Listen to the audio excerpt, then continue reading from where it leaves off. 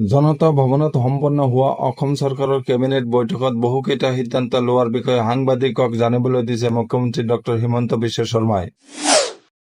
তেওঁ কেবিনেট বৈঠকৰ অন্তত সংবাদমেল সম্বোধন কৰি এই সিদ্ধান্তসমূহৰ বিষয়ে উল্লেখ কৰিছে।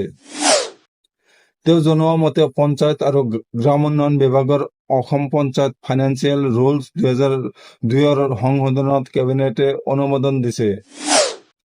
তেওঁ জনোৱা মতে পঞ্চায়তৰ বজাৰ হাটসমূহত ক্ষুদ্ৰ ব্যৱসায়ীৰ পৰা কৰ সংগ্ৰহ কৰিব নোৱাৰিব।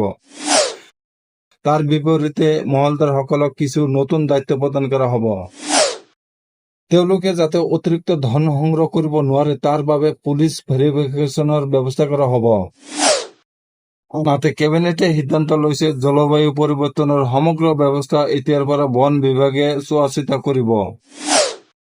ইফালে অহা 1 এপ্ৰিলৰ পৰা ধানৰ বাবে MSP লগতে ৰাজ্য চৰকাৰে দিব অতিৰিক্ত ধন। প্ৰতি কুইণ্টল ধানত অতিৰিক্তভাৱে 250 টকাকৈ কৃষকক দিয়াৰ সিদ্ধান্ত লৈছে কেবিনেটে। ফলত এতিয়াৰ পৰা কৃষকে প্ৰতি কুইণ্টলত 2550 টকাকৈ ধন লাভ কৰিব। সৰিয়হৰ ক্ষেত্ৰত প্ৰতি কুইণ্টলত 500 টকাকৈ অতিৰিক্তকৈ দিয়াৰ সিদ্ধান্ত লোৱা হৈছে।